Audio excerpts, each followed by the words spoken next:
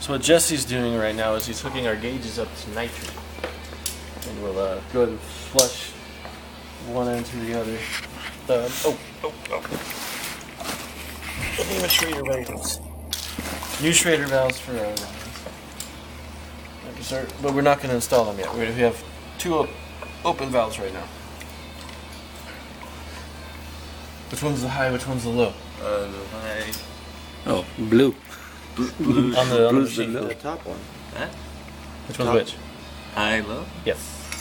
Yeah, the low. Directly to compressor. This is suction, yeah, it goes right into the compressor. Goes in the tubes. So it goes into the compressor direct. Yeah. Oh, I should turn this on probably. Thanks. I usually set the nitrogen to 200 psi. You don't need The torch. Well, I might. It's leave it not on for now. sealed. Yeah. Well, That's what we're because there's a leak in the oxygen. That's we'll what turn we're- the oxygen on. That's fine. Okay, so what we're going to do first is just hook at the low end and let the nitrogen flow. Now when you listen to the air escaping from the high side valve, you'll notice a change in the pitch, and that's when you know that the system is completely filled with nitrogen, because it transfers sound differently than our ambient air.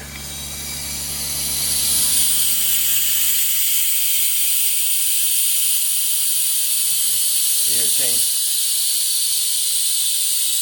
Alright, so now I turned off the pressure, but it's still in there. What did I do with the freaking valve? Oh, jeez.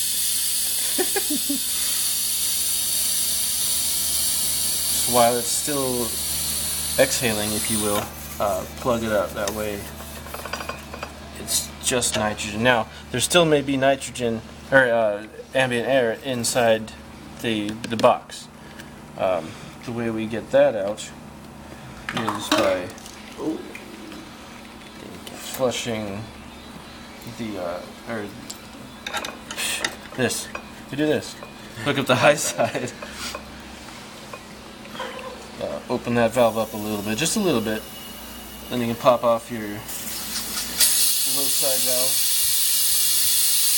On my lap again. No, it's right here behind us.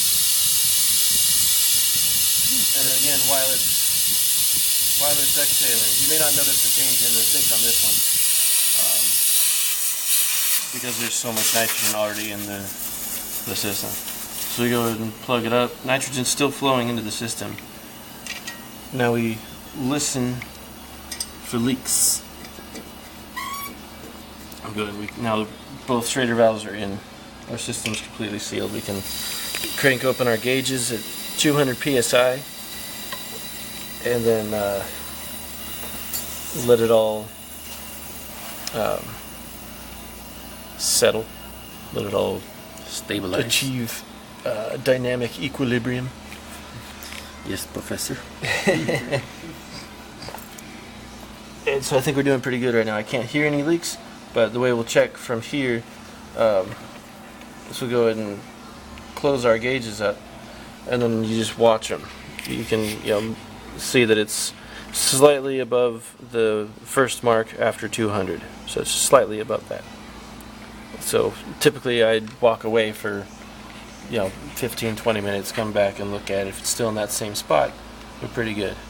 Now another thing that can happen is a temperature change in the copper. Like if you don't cool down your lines before you fill it with nitrogen, as that copper's cooling down, it will actually decrease the pressure in the system. So you might think, oh shoot, I got a leak.